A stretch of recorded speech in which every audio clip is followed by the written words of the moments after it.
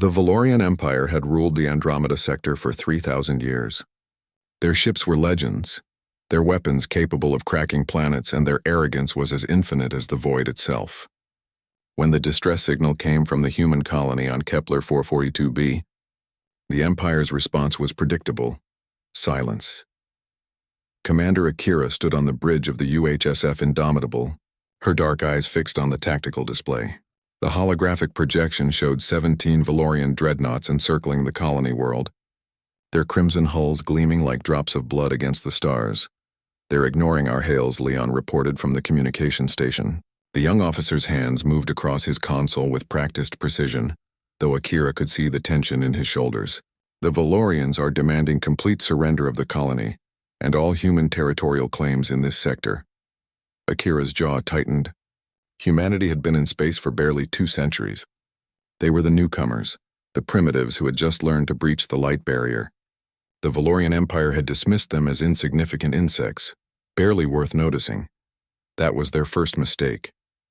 "Status of the fleet?" Akira asked. "All ships reporting ready," Leon confirmed.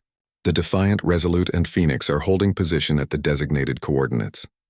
We have 42 vessels total against their 17.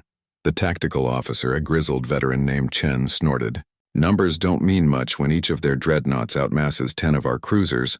Akira allowed herself a slight smile. "They're thinking the same thing, Chen. That's their second mistake." The Valorians had studied human ships. They had analyzed the basic fusion drives, the primitive plasma cannons, the unremarkable hull compositions. What they hadn't studied was human history. They didn't understand what desperation and ingenuity could create when survival was on the line. "Open a channel," Akira ordered. "All frequencies. I want everyone to hear this." Leon nodded, his fingers dancing across the controls. "Channel open, Commander." Akira stepped forward, her voice calm and clear. "This is Commander Akira of the United Human Space Force to all Valorian vessels. You have 30 seconds to withdraw from Kepler 442b and release the colonists. This is your only warning." The response came immediately, a deep, rumbling voice filled with contempt. "Pathetic humans. Your threats are as empty as your claim to this sector. We are the Valorian Empire. We have conquered 1,000 worlds. What can you possibly—" "Time's up," Akira said, cutting the transmission. She turned to her weapons officer. "Fire Protocol Prometheus." What happened next would be discussed in military academies across a dozen species for generations to come. The human fleet didn't move conventionally. Instead, they seemed to flicker, phasing in and out of normal space in microsecond bursts. The Valorians' targeting systems, designed to track objects moving at subliminal speeds, couldn't lock on. Then the first human weapon struck. The Valorians had assumed human railguns were primitive kinetic weapons. They were wrong. Each projectile was a magnetically contained antimatter core, surrounded by a smart material shell. Upon impact, the shells detected the specific molecular composition of Valorian armor and reconfigured themselves to exploit its crystalline structure. The lead Valorian dreadnought's shields flared and died. The ship's hull cracked like an egg. "Target destroyed," Chen reported, his voice filled with grim satisfaction. "Remaining Valorian vessels are breaking formation." But Akira wasn't done. "Leon, deploy the wildfire drones." From the bellies of the human ships, thousands of tiny objects launched into space. Each drone was no larger than a fist, but they moved with frightening coordination, swarming toward the Valorian fleet like a plague of metallic locusts. The Valorian captains fired desperately, their point defense systems lighting up the void. They destroyed hundreds of drones, then thousands. But there were always more. The drones didn't carry weapons. They didn't need to.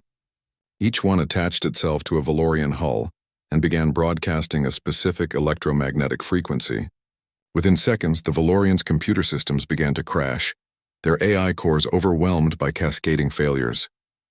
"3 more dreadnoughts down," Leon called out. "They're dead in space. No power, no weapons, no shields."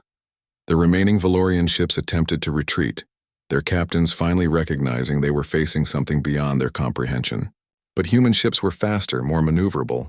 The Valorians had built for power and durability. Humans had built for war. Within 18 minutes, it was over.